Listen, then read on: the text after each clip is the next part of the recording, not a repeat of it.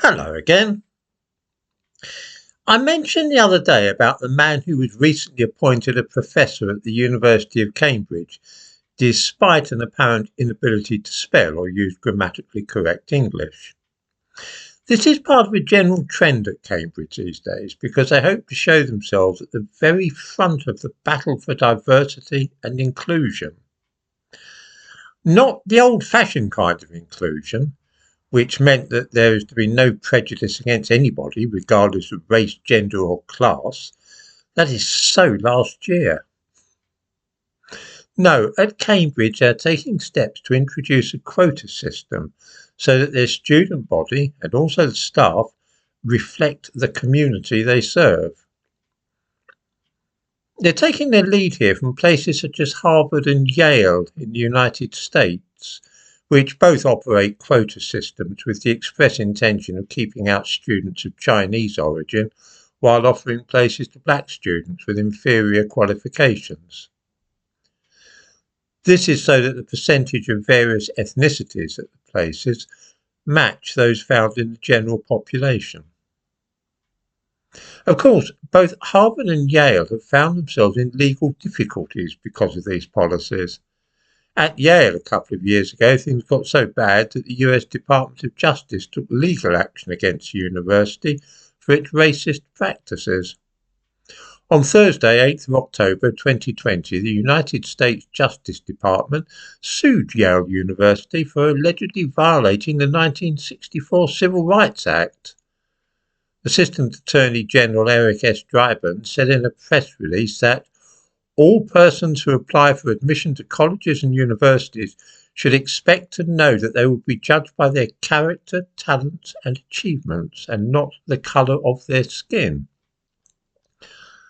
It is hard to believe that almost 60 years after the passing of the Civil Rights Act, one of the best universities in America was being accused of discriminating against students on the ground of the colour of their skin.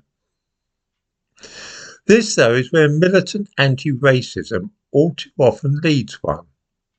Yale were refusing to admit Chinese students and Jews, and instead giving places to black students who could not otherwise have obtained a place at the university on their own merits. All in the name of racial balancing. This is a game which Cambridge University are playing in this country. In the description to this video, I give a link to a newspaper article about this. They offered places on a funded postgraduate course from which white people, as well as those of Indian and Chinese heritage, were banned.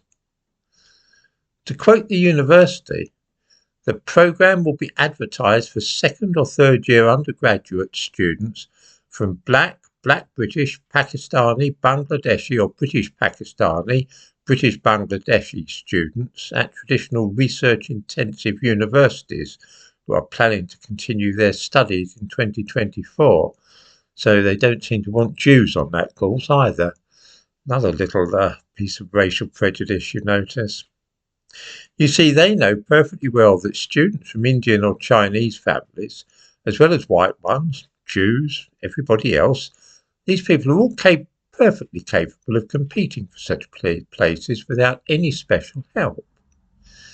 There's no shortage of Indian or Chinese people on postgrad courses at Cambridge.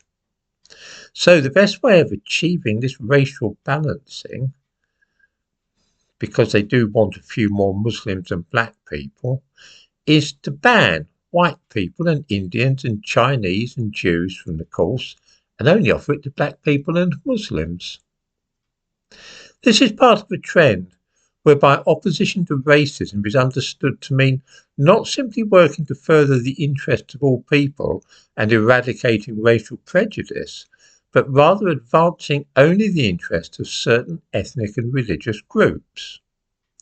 It is felt to be perfectly acceptable to operate a policy of discrimination against Chinese people, Indians, Christians or Jews, white people and so on, as long as the aim is to get more Muslims and black people into this or that university, commercial firm or government department. Some of us find racial prejudice of this kind as shocking as any other sort.